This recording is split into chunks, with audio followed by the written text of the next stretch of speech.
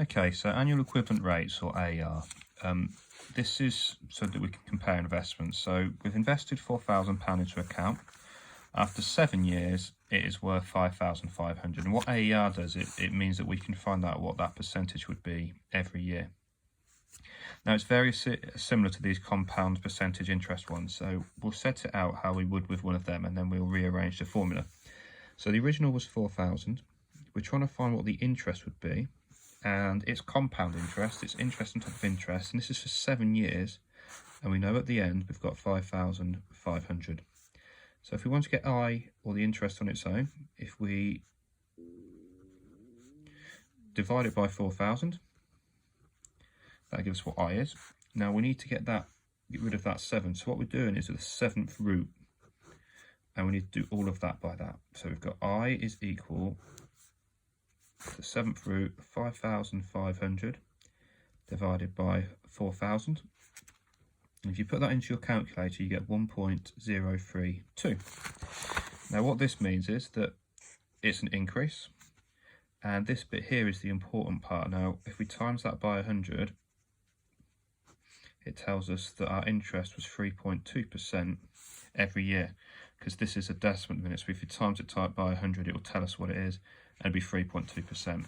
Now this bit here is where some people are going to struggle to know what to do. So if you've got a Casio calculator, what you need to do is you need to press 7, and then you press Shift, and then you press the X and the square button. So you press 7, Shift, X and the square button, and you'll get the symbol that looks like this, which is it looks like that, and then you can write down the power. So it should look something like this when you put it into your calculator. Okay, next one, similar sort of example. I'm not going to show you how to do it on the calculator, I've just shown you it. So it says a house was bought for 120,000 after 6 years. Sold the house for 145,000. What was the AER? So 120,000 times by some type of interest, what we're trying to work out for 6 years, and we get an answer of 145,000.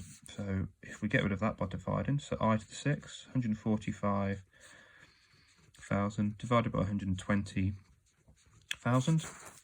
So I is the 6th root of that calculation. You put it all in at the same time.